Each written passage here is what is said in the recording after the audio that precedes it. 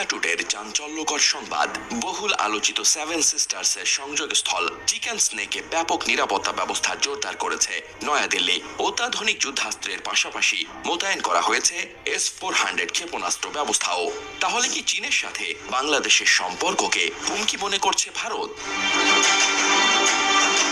সম্প্রতি বাংলাদেশের প্রধান উপদেষ্টা ডক্টর ইউনূস বাংলাদেশকে ভারতের এই অঞ্চলের 7টি রাজ্যের সমুদ্র প্রবেশের ক্ষেত্রে একমাত্র অভিভাবক বলে মন্তব্য করেন।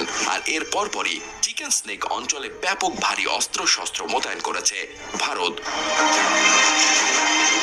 অনেক নিরাপত্তা বিশ্লেষক বলছেন, বাংলাদেশের লালমনিরহাটে আধুনিক বিমান ঘাঁটি নির্মাণের উদ্যোগের সাথে বাংলাদেশের প্রধান উপদেষ্টার সেভেন সিস্টার্সের মন্তব্যের সাথে রয়েছে সম্পর্ক। বিশেষ করে এই বিমান ঘাঁটি নির্মাণে চায়নার কারিগরি ও আর্থিক সহায়তার প্রস্তাব ভারতের নরেন্দ্র মোদীকে করেছে চিন্তিত।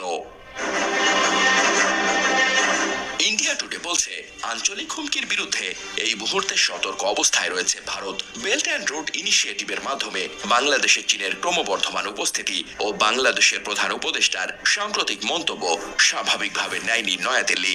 বেইজিং এর সঙ্গে ঢাকার ক্রমবর্ধমান সম্পর্ক ভারতের জন্য কৌশলগত, বিশেষ করে শিলিগুড়ি করিডোরের নিরাপত্তা বিষয়ে চ্যালেঞ্জ তৈরি করতে পারে বলে মনে করছেন ভারতীয় নিরাপত্তা বিশেষজ্ঞরা।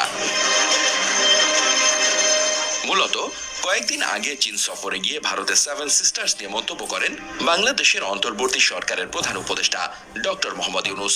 সেখানে ভারতের উত্তর পূর্বাঞ্চল ও বাংলাদেশে চীনের সম্ভাব্য বিনিয়োগের বিষয়ে কথা বলেন তিনি। ডক্টর ইউনূস বলেন, ভারতের সেভেন সিস্টার্স ল্যান্ডলকড বা স্থল বিশিষ্ট একটি অঞ্চল এবং ওই অঞ্চলে সমুদ্রের একমাত্র অভিভাবক বাংলাদেশ। চীন যেটাকে কাজে লাগিয়ে অর্থনৈতিক কার্যক্রম প্রসারের কথা ভাবতে পারে। অনেকে বলছেন, ডক্টর ইউনূস আঞ্চলিক নিরাপত্তার প্যান্ডোরার বাক্স খুলে দিয়েছেন। এমন পরিস্থিতিতে নিজেদের চিকেন স্নেকের প্রতিরক্ষা ব্যবস্থা জোরদার করেছে দেশটির কেন্দ্রীয় সরকার। ভারতের Chief of Defence Staff General Anil চৌহানও সম্প্রতি সামরিক বাহিনী অপারেশনাল প্রস্তুতি পর্যালোচনা করতে এ অঞ্চল পরিদর্শন করেন। এ সময় তিনি আঞ্চলিক অখণ্ডতা রক্ষায় ভারতের প্রতিশ্রুতির ওপর জোর দেন। সফরে সম্মুখ সারির ঘাঁটিগুলো পরিদর্শন ও নিরাপত্তা কৌশল সম্পর্কে সামরিক কর্মকর্তাদের সঙ্গে উচ্চ পর্যায়ের আলোচনাও করেন তিনি।